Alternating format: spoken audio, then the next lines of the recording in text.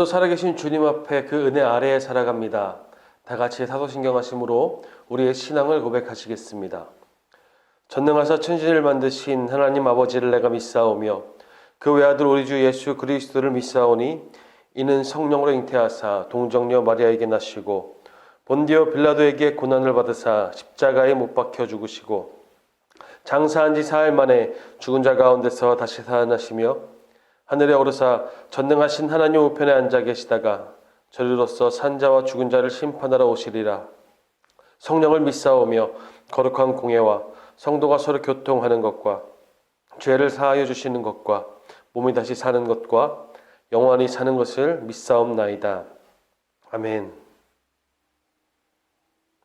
찬송가 438장입니다. 찬송가 438장 내 영혼이 은총이 입어 우리 함께 찬양하시겠습니다.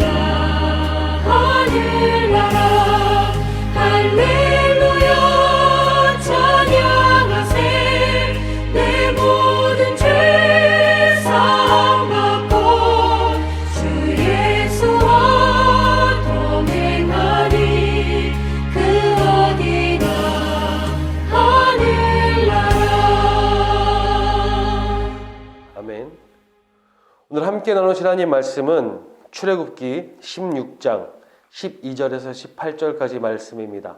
출애굽기 16장 12절부터 18절까지 말씀 우리 한 목소리로 읽겠습니다. 12절입니다. 내가 이스라엘 자손의 원망함을 들었노라. 그들에게 말하여 이르기를 너희가 해질 때에는 고기를 먹고 아침에는 떡으로 배부르리니 내가 여호와 너희의 하나님인 줄 알리라 하라 하시니라.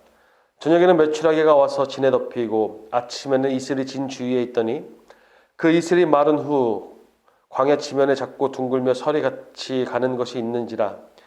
이스라엘 자손이 보고 그것이 무엇인지 알지 못하여 이르되 이것이 무엇이냐 하니 모세가 그들에게 이르되 이는 여호와께서 너희에게 주어 먹게 하신 양식이라. 여호와께서 이같이 명령하시기를 너희 각 사람은 먹을 만큼만 이것을 거둘지니 너희 사람 수요대로 한 사람의 한 오멜씩 거두되 각 사람이 그의 장막에 있는 자들을 위하여 거둘지니라 하셨느니라. 이스라엘 자손이 그같이 하였더니 그 거둔 것이 많기도 하고 적기도 하나 오멜로 되어 본즉 많이 거둔 자도 남음이 없고 적게 거둔 자도 부족함이 없이 각 사람은 먹을 만큼만 거두었더라. 아멘. 오늘도 여러분의 하루를 이끄시고 지키시는 하나님의 동행하심이 여러분의 삶에 있기를, 그리고 이 하루가 하나님으로 시작하고 하나님으로 결론 나는 귀한 하루 되시기를 바랍니다. 원망이라는 말을 들으면 보통 우리는 부정적인 이미지들을 생각하게 됩니다. 사전의 의미가 그렇습니다. 정확하게 이렇게 이야기합니다. 못마땅하게 여기거나 탓하거나 불평을 하여 품고 미워한다라는 것입니다. 오늘 이 원망을 이스라엘 백성이 하나님께 대하여 하고 있습니다. 이 말을 풀어서 하자면 하나님을 못마땅하게 여기고 하나님을 탓하고 하나님을 미워했다는 것으로 볼 수 있습니다. 그럼에도 불구하고 하나님은 그들에게 반응하십니다.